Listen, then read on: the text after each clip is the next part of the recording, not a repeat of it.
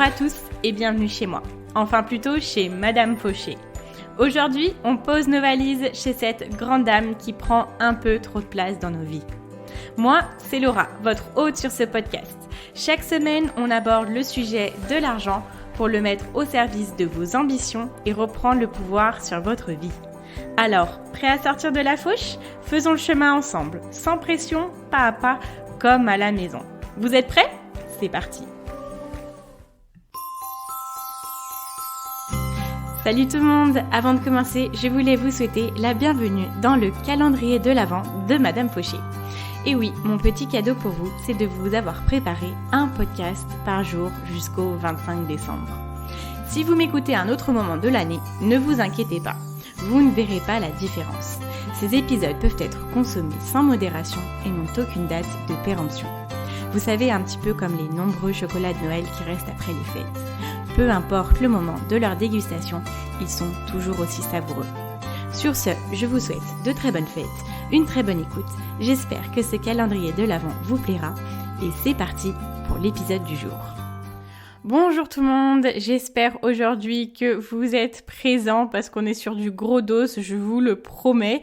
J'espère aussi qu'on a des hommes parmi nous parce que vraiment, si vous êtes là avec un titre comme ça, c'est que vous êtes très intéressés pour faire évoluer les choses et je vous remercie.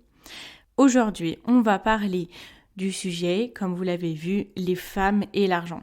Pour moi, ça venait logiquement après le tabou de l'argent parce que c'est un petit peu ce qui vient à la suite. Le tabou de l'argent, c'est un petit peu tout ce qu'on se dit tous dans la société sur l'argent et là, on va venir voir plus en profondeur dans le domaine des femmes. Alors, pour ne rien vous cacher, cet épisode-là, c'est beaucoup de travail parce qu'il y a beaucoup de travail de recherche. On a peut-être tous notre vision de comment est-ce que les femmes et l'argent interagissent, mais on n'est peut-être pas forcément dans la vision la plus globale où il y a d'autres visions qui interfèrent. Donc moi, ce que j'ai fait, c'est que j'ai fait beaucoup de recherches et malheureusement, c'était un petit peu bizarre, j'ai trouvé peu de chiffres quand même. C'est vrai qu'il y a peu d'études qui sont faites à ce sujet-là ou alors j'avais des données qui étaient peu actuelles. Donc voilà, j'ai croisé mes sources entre Internet, entre les livres bien évidemment, comme toujours, vous me connaissez maintenant. Et je l'espère vous avoir préparé un podcast au plus proche de la réalité et aussi qui saura vous aider pour les femmes d'avoir une meilleure relation avec l'argent et on va voir qu'il y a beaucoup de choses que l'on ne soupçonne même pas. Et pour les hommes, à avoir une attitude, des réflexions, je veux dire réflexions mentales, des paroles qui sont peut-être plus adaptées. Moi, de mon point de vue, les femmes et l'argent, c'est quand même quelque chose qui est en train d'évoluer positivement. Ce que je veux dire, c'est qu'on voit de plus en plus de femmes qui entreprennent, plus en plus de femmes qui font fortune, plus en plus de femmes qui deviennent inspirantes. Mais après, est-ce que moi, je n'ai pas une vision biaisée ? Parce que moi, je suis de la génération YouTube, je le dis souvent, mais à partir de, je sais pas, 17 ans, 18 ans, j'ai été l'une des premières auditrices sur YouTube. J'ai été sur les réseaux sociaux, je m'informe énormément. Là, depuis peu de temps à l'échelle du coup de ma vie sur YouTube, je suis beaucoup de podcasts et du coup, j'ai à cœur d'apprendre énormément sur la société et j'ai à cœur de changer mes comportements. J'ai à cœur de changer les choses pour moi et pour les autres. Après, ce qui se passe, c'est que parfois on oublie un petit peu, quand on est beaucoup sur les réseaux sociaux, qu'il y a d'autres personnes qui ne fonctionnent pas forcément comme ça. Il y a d'autres personnes qui, eux, leur environnement physique est leur principale source d'information. Donc c'est-à-dire, c'est des personnes qui sont sur les réseaux sociaux juste pour suivre leurs amis et qui ne vont pas forcément avoir d'atome crochu avec le fait de regarder des émissions, des documentaires, apprendre des choses sur des nouveaux sujets parce que eux, l'environnement qu'ils ont autour d'eux leur suffit et les remplit et les enrichit suffisamment. Il n'y a pas de jugement de valeur, mais je pense qu'on est juste différent dans notre façon de nous informer et qu'il ne faut pas l'oublier. Donc moi, je me suis dit, est-ce que j'ai pas une vision biaisée de la relation des femmes et de l'argent et qu'il y a d'autres personnes qui n'ont pas accès à toutes ces informations-là. Voilà, l'objectif, c'était d'avoir un petit état des lieux, voir comment est la relation entre les femmes et l'argent actuellement. Est-ce qu'on a encore des progrès à faire? Est-ce qu'il y a encore un gros gap entre les situations financières des hommes et des femmes?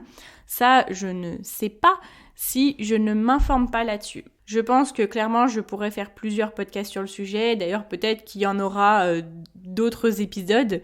Mais voilà, aujourd'hui est la première fois que j'aborde le sujet avec vous. Et on va voir 4 choses principales qui vont être le constat. Voilà, comment est-ce que on est aujourd'hui avec l'argent en tant que femme? D'où est-ce que ça vient? Ensuite, où est-ce que ça se manifeste? Et on verra dans une dernière partie comment changer les choses. Et tenez-vous bien, vous allez être au top. Et en petit bonus à la fin, je vous donnerai des noms de personnes qui sont très très inspirantes, des femmes du coup, que l'on peut suivre et qui nous apporteront beaucoup du côté financier. Alors bon, 6 minutes d'intro, on n'est pas rendu. Alors, déjà pour faire un constat, je peux vous dire que je me suis accrochée parce que quand je mettais sur Google les femmes et l'argent, je tombais sur des boutiques de bijoux, donc déjà je pense que ça veut dire beaucoup sur la vision que les autres ont sur les femmes et l'argent. Mais bref, passons. Alors, pour les chiffres que je vous ai donnés, je les ai tirés en partie du magazine Marie-Claire et je voulais le souligner parce que j'ai trouvé peu de médias qui faisaient des sujets, qui avaient des ressources là-dessus, donc merci Marie-Claire. Je vous le disais dans le podcast sur la gestion de l'argent en couple, la question de l'argent, c'est la deuxième cause de séparation en France après l'infidélité. Et lorsque l'on a une séparation, la perte de pouvoir d'achat pour une femme, elle est de 20%, donc ce qui n'est pas négligeable, et de 3% pour un homme. Voilà. Et les femmes représentent 85% des familles monoparentales, donc ça veut dire que 85% des femmes, après séparation, se retrouvent à élever leurs enfants seules avec une perte de pouvoir d'achat de 20%. On est un petit peu pas top là, à ce niveau-là. Après, bon, les données que j'ai, ce sont des données sur des couples hétérosexuels. Je n'ai pas les informations sur d'autres formes de couples, dont les couples homosexuels. Dans un couple hétérosexuel, les femmes gèrent l'argent des foyers à 90%. Donc elles gèrent vraiment les micro-tâches au niveau de l'argent. Mais les grosses décisions sont généralement prises par les hommes, à 90% aussi. Ensuite, les femmes sont de plus en plus cadres, ont de plus en plus des entreprises, mais on gagne en moyenne encore 15% de moins que les hommes. On n'a gagné que 3% depuis 1980, donc ça fait 40 ans que ça n'a quasiment pas bougé. Au niveau des études supérieures, en 2018, parmi les 25 à 34 ans, 47% des femmes ont fait des études supérieures, contre 33% des femmes, donc quand même un écart qui est assez important.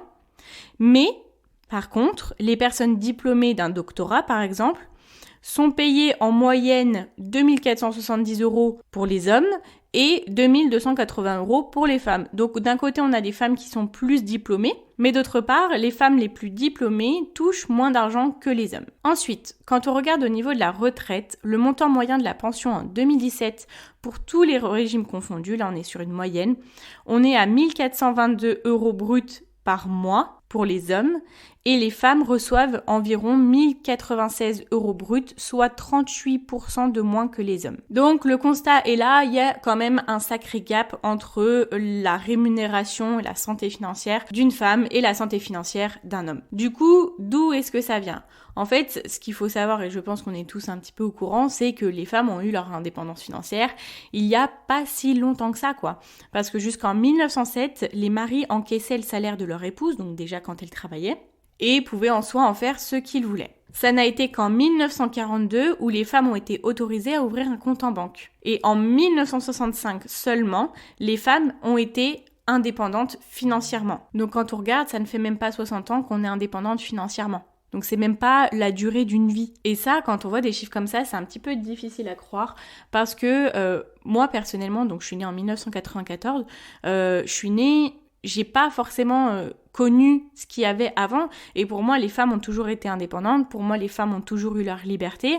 Bon, c'est en grandissant qu'on se rend compte d'autres choses, mais ça me paraît dur à croire qu'il y a si peu de temps, les choses étaient tellement différentes. Cette évolution-là, en partie, elle est grâce à la guerre. On a eu la Première Guerre et la Deuxième Guerre mondiale, et pendant ces deux guerres, en fait, et surtout la deuxième, les hommes sont partis sans revenir souvent, ils n'étaient pas présents, et les femmes ont eu l'obligation de travailler dans les champs, dans les usines, elles ont dû travailler pour l'armement, elles ont dû gérer les affaires de la maison et l'argent.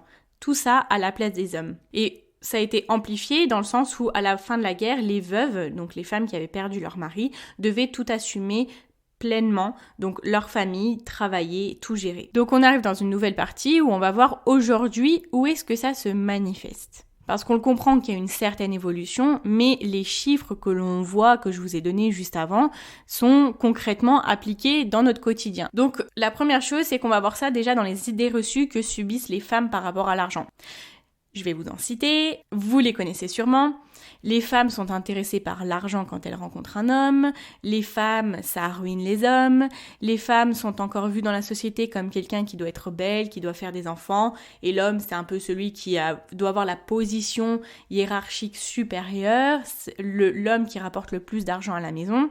Après, une femme qui avance dans sa vie toute seule, déjà c'est bizarre, parce que pourquoi elle n'est pas avec quelqu'un, pourquoi machin. Je vous avais parlé de Auria qui avait acheté sa maison, Auria, une youtubeuse, et qui avait dit que quand elle était en train de faire toutes ses démarches, etc., banque, tout, à chaque fois on lui disait « Oui, bah écoutez, on verra ça avec monsieur, c'est quoi l'adresse de monsieur pour qu'on lui envoie ?» Non, en fait, elle était toute seule, mais ça, dans l'inconscient des gens, je pense pas qu'ils le pensaient à mal, mais du coup, c'est peut-être une conséquence de tout ce qui se passe actuellement, de comment la société fonctionne. Et ensuite, une grosse partie, c'est dans le travail. Déjà, dans un premier temps, on a souvent l'impression en tant que femme que l'on doit choisir entre avoir une vraie carrière. Quand je veux dire vraie carrière, c'est monter les échelons, vraiment tout donner pour son travail, et avec le fait d'élever sa famille, avoir des enfants. Et on a un petit peu ce paradoxe où dans le foyer, la femme, c'est vraiment celle qui gère l'argent, mais dans le travail, les femmes ne sont pas très à l'aise à demander ce qu'elles méritent. Les femmes ont toujours un salaire plus bas en moyenne que les hommes. Avec l'écart que je vous ai donné tout à l'heure, là pour vous donner une image, c'est comme si on devait travailler 59 jours de plus dans l'année pour gagner autant qu'un homme. Alors que le fait d'avoir un salaire égal pour un travail égal est inscrit dans les traités européens depuis 1957. Ensuite, dans l'entrepreneuriat, la création d'entreprises, c'est de plus en plus une affaire de femmes. La proportion de créatrices d'entreprises est passée de 30 à 40% entre 1995 et 2015. Donc là, on a vraiment une bonne évolution. 70% des femmes considèrent que la création d'entreprise, c'est vraiment quelque chose qu'elles ont envie de faire. Mais là, au niveau du salaire, on est toujours un petit peu sur les mêmes constats. Donc je vais vous donner un chiffre qui date de 2018 de l'INSEE. Les femmes entrepreneurs gagnent en moyenne 31% de moins que les hommes. Voilà. On est bien, non? Bon, alors, pourquoi tous ces écarts? Pourquoi est-ce qu'on n'arrive pas à gagner autant alors que c'est inscrit dans la loi, alors qu'on fait les mêmes choses, alors qu'on a l'impression d'avoir un petit peu la même égalité des chances entre femmes et hommes? Moi, je dirais que ça vient de nous et ça vient des autres. Bon, je vais préciser parce que ça veut tout et rien dire en même temps. D'abord, en entreprise, ce qui se passe, c'est que déjà, on a une discrimination à l'embauche et on a une discrimination à l'évolution. Parce que une femme, c'est une femme qui va faire des enfants. Donc bien évidemment, on se dit qu'un homme travaillera plus et aura plus de valeur dans son travail. Par exemple, quand on va choisir quelqu'un pour un poste de cadre dans un certain domaine, un certain département, la direction en fait va malheureusement préférer prendre un homme parce qu'on se dit qu'un homme a moins de responsabilités dans la famille, dans le sens où il partira pas à 4 heures pour aller chercher ses enfants à l'école, et en fait il n'a pas le rôle que la mère a dans la famille et que du coup il pourra d'autant plus s'impliquer dans sa vie au travail. Et puis il y a quelque chose qui fait aussi mal parce que on a un petit peu envie de se dire que c'est plus de la faute des autres que de nous. En fait, les sociologues, quand ils ont étudié le sujet, ils ont parlé de, entre guillemets, carence d'ambition et d'initiative chez les femmes. Parce qu'elles hésitent plus que les hommes à demander un poste de direction ou une augmentation salariale. Ça peut être vrai et faux en même temps, on peut vouloir dire non, c'est faux, moi je suis quelqu'un d'ambitieux. Mais moi qui suis quelqu'un qui a toujours voulu monter, toujours voulu atteindre les meilleurs challenges, c'est vrai que le jour où je vais demander une augmentation, c'est compliqué. Des études ont montré par exemple qu'une femme, quand elle regarde des offres d'emploi, si elle ne remplit pas toutes les cases des exigences du poste, elle ne va pas postuler. Un homme, il va postuler s'il remplit les cases d'au moins la moitié. Un homme va demander une promotion beaucoup plus rapidement parce que lui, il va se dire ça peut le faire. il va se sentir légitime, même s'il ne connaît pas tous les tenants et les aboutissants de son prochain poste. Lui, il va y aller, il ne va pas avoir peur et il va apprendre au fur et à mesure. Une femme, le jour où elle va demander une promotion, c'est qu'elle est sûre et certaine qu'elle remplit encore une fois toutes les cases. Parce qu'on a ce besoin de légitimité, on a une extrême honnêteté où on a vraiment envie de se dire « je suis capable de le faire parce que je sais que je suis capable et que je connais tous les aspects du sujet ». Parce qu'on a besoin de maîtriser ce dans quoi on va aller. Et dans la dernière partie, on va vraiment voir la puissance de tout ça et comment passer au-dessus avec 2 femmes incroyables. Bon, on a quand même des améliorations dans le domaine parce que par exemple, le congé paternité tend à évoluer, à s'agrandir et ça va permettre de baisser cette discrimination à l'embauche, à la promotion, etc. Que vivent les femmes. Ensuite, bon, grâce ou pas au coronavirus, on a quand même une recrudescence d'organisation pour pouvoir travailler à la maison et c'est quand même quelque chose qui va permettre d'arrêter un petit peu cette idée reçue comme quoi les femmes, elles vont partir plus tôt du travail, les femmes là, elles s'organisent un petit peu comme elles peuvent et comme elles veulent pour gérer tout ce qu'elles ont à gérer dans le quotidien en travaillant à la maison. Alors, on arrive dans la dernière partie et pas des moindres, je pense que c'est la plus puissante de cet épisode. Alors, du haut de mes 26 ans, vous le pensez bien, que moi je n'ai pas toutes les clés, je n'ai pas tout le savoir pour savoir comment changer ça. Je pense que ça serait un petit peu ambitieux de ma part. Alors, je me suis inspirée de 2 femmes qui ont, elles, l'expérience qu'il faut dans le domaine et de leur côté, elles agissent vraiment au quotidien pour fermer ce gap financier entre les femmes et les hommes. Je vais vous parler de ce que Suze Orman m'a enseigné dans son livre qui s'appelle Woman and Money. Suze Orman qui est une spécialiste des finances, donc notamment dans l'investissement et dans les finances personnelles aux États-Unis. Elle a beaucoup à nous apprendre. J'ai d'ailleurs parlé d'elle dans l'épisode 17 du podcast de Madame Fauché, si vous voulez aller voir. Et on aura bientôt sûrement un épisode qui parlera de son livre. Et en fait, dans son livre, elle parle de comment ne plus être en solde. Ce qu'elle dit, c'est qu'une femme est constamment en solde et elle nous explique comment faire en sorte de gagner ce que l'on mérite. Donc, comment gagner plus, comment augmenter son salaire. Première chose, être proactive. La première étape est déjà de reconnaître le fait qu'il faut que ça arrive, le fait de demander plus. C'est de notre responsabilité en tant que femme de nous accorder notre juste valeur et de la faire comprendre au monde. Ensuite, être impatiente. Ça me connaît. Alors, ce qu'elle nous dit, c'est « N'attendons pas 6 ans dans un coin que notre boss miraculeusement nous offre une promotion ou une augmentation. » Si on a cette approche, on attendra bien trop longtemps et peut-être que ça n'arrivera jamais. Bien évidemment, il ne faut pas demander une augmentation au bout de 6 mois, naturellement. Mais l'objectif, c'est d'être réaliste. Pour celles qui ont attendu 2 ans ou plus sans avoir d'augmentation, il est temps de faire quelque chose. Donc, logiquement, arrive l'étape d'après qui est être préparé. On va demander à notre boss de se voir pour un entretien et parler de notre indemnisation, de notre salaire. Avant ce meeting, il faut préparer une page à lui envoyer où on va faire la liste de nos accomplissements. L'objectif est de mettre en lumière quelle valeur on a apportée à l'entreprise et pourquoi maintenant il est temps, du coup pour l'entreprise, de nous montrer qu'elle valorise nos efforts. Attention de ne pas rentrer dans le piège à dire « je mérite une augmentation car je n'en ai pas eu une en 2 ans ». L'objectif est vraiment de montrer que tout le long de cette prise de poste, on a atteint les exigences demandées. Là, on aura leur attention. Petite parenthèse pour les entrepreneurs. Ce qu'elle explique pour les entrepreneurs, c'est que c'est un petit peu différent parce que là, à ce moment-là, on ne demande pas une augmentation à notre boss, mais une augmentation à nos clients. Et pour elle, il ne faut pas avoir peur de monter ses prix. C'est vrai que quand on est entrepreneur, la dernière chose sur laquelle on a envie de discuter, c'est une augmentation de prix avec nos clients. Mais en fait, on ne leur demande pas forcément leur autorisation. On va seulement leur annoncer les nouveaux prix. On est des businesswomen, on fait du business, on fait du business. Et elle le répète plusieurs fois. Et simplement, l'objectif est de leur communiquer une décision venant de notre business. Et ce qu'elle dit, c'est que si on est bonne dans ce que l'on fait et que nos clients accordent une juste valeur à notre talent, ils ne partiront pas. Et si dans le cas où il part, on sait dans tous les cas qu'on aura la capacité d'en trouver d'autres qui nous paieront pour notre juste valeur. Cette valeur qu'on reconnaît. Voilà, donc pour en revenir à l'augmentation de salaire, ce qu'elle explique, c'est que juste après avoir demandé notre augmentation, on va être dans le moment le plus inconfortable parce qu'une femme est largement connue pour jouer en équipe, pour sa gentillesse, le fait qu'elle va être accommodante. Donc il est possible que votre boss va jouer là-dessus.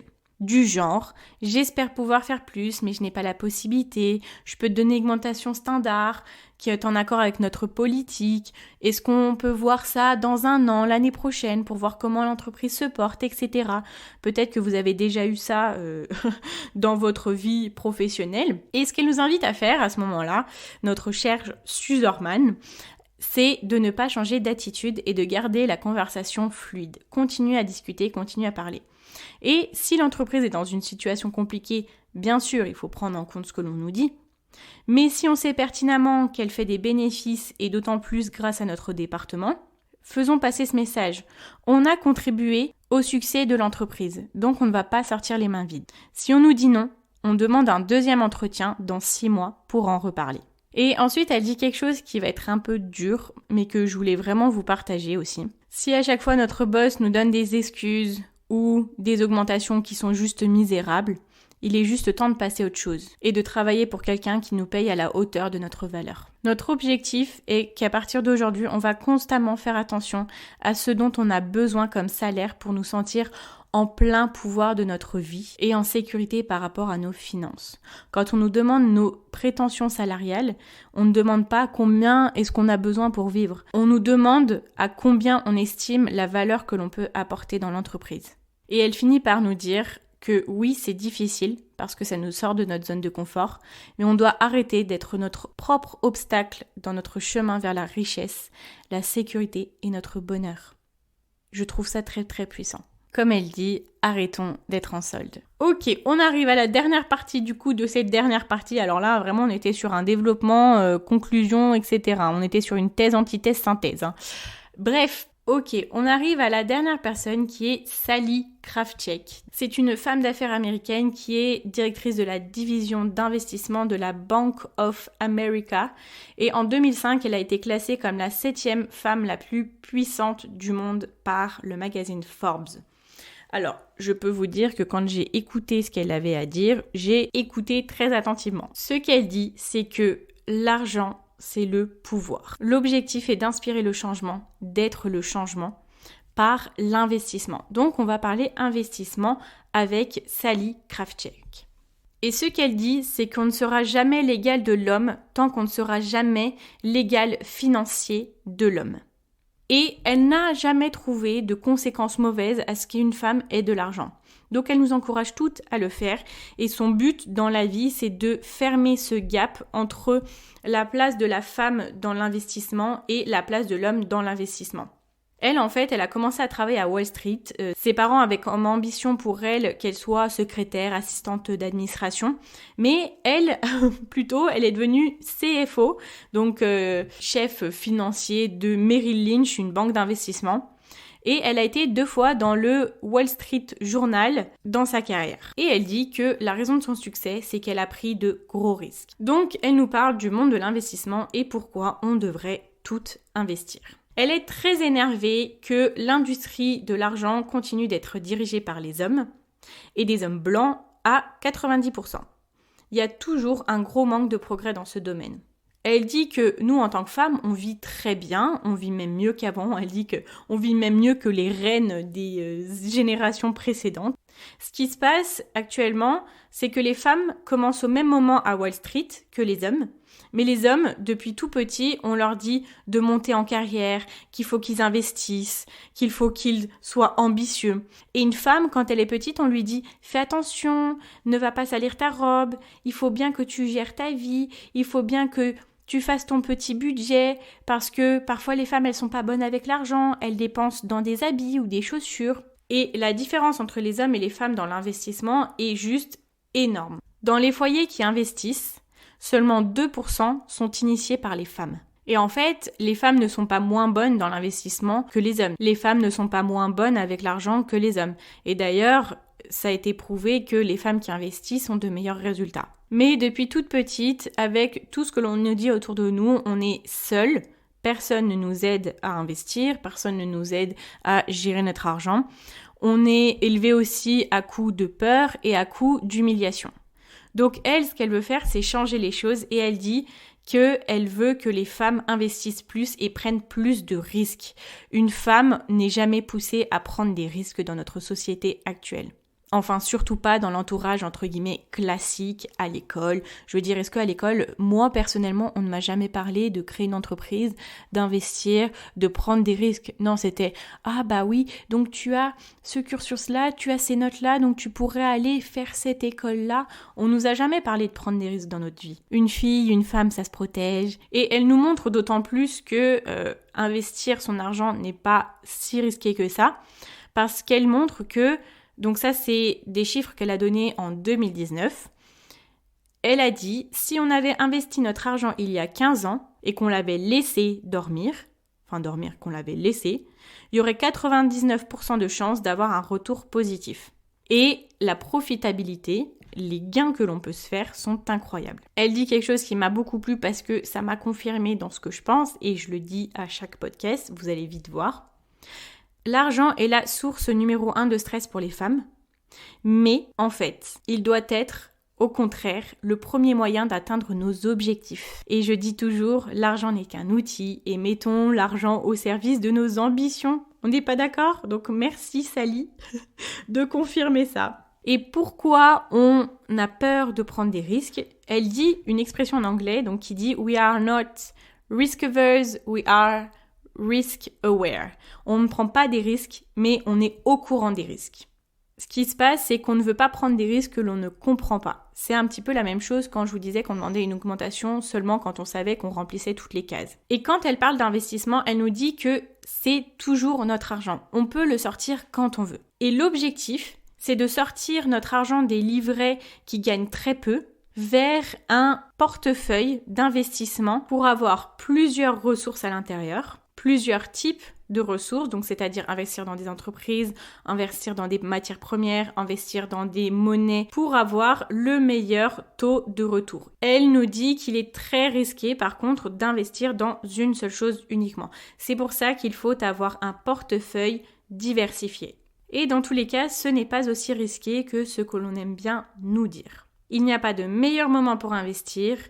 À chaque salaire, qu'il soit petit ou grand, on peut essayer de prendre un petit pourcentage. Elle dit, prenez 1% de votre salaire, juste 1%, et essayez de l'investir. En soi, c'est quoi 1%? C'est pas grand-chose. On peut se dire, je peux risquer à le perdre, c'est pas très grave. Et au fur et à mesure, quand on commence à apprendre comment ça fonctionne, on peut commencer à augmenter notre pourcentage. Donc je voulais juste faire une petite aparté. Quand elle dit de sortir notre argent des livrets qui gagnent peu, attention, on garde quand même notre livret sécurité. Il faut toujours qu'on ait du cash qui soit ultra disponible, que d'un virement à l'autre, on puisse être bon. Donc pour moi, c'est compatible avec ce que je vous expliquais, de livret épargne, de compte courant, et on fait nos virements automatiques tous les mois. Bref. Et d'ailleurs, elle dit que pour s'enlever le stress de l'argent, il faudrait qu'on ait un livret d'urgence qui contienne 3 mois de ce que l'on a besoin pour fonctionner. Et si on a des enfants ou des personnes à charge, 6 mois. Et en parallèle, on peut commencer à investir sereinement. Et ce qu'elle dit, c'est tiré de l'interview qu'elle a fait au Girl Boss Rally. En fait, c'est comme un séminaire et elle intervient auprès de centaines de femmes.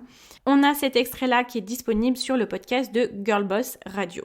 Donc si vous voulez aller l'écouter, je vous invite fortement à le faire. Moi, clairement, après l'avoir écouté, il est sûr et certain que mon année 2021, ça va être l'apprentissage sur l'investissement. Là, j'ai mis les bases, je crée mon épargne, etc. Il est temps de se lancer dans le concret. Et franchement, j'ai trop hâte. Et j'ai trop hâte de le partager avec vous, de voir l'avancement et qu'on puisse faire ça ensemble. Ok, pour terminer, je voulais vous donner des noms de femmes que vous pouvez écouter qui vont vous donner plein d'informations sur le domaine de la femme et l'argent. Donc bien évidemment, Sally Kravchuk, que je viens d'évoquer, Suze Orman, que j'ai évoqué juste avant, Sheryl Sandberg, donc qui est CEO de Facebook. Ensuite, on arrive dans l'univers YouTube qui est Patricia Bright, qui a une chaîne YouTube qui s'appelle The Break. Vous aurez tout dans tous les cas sur la description.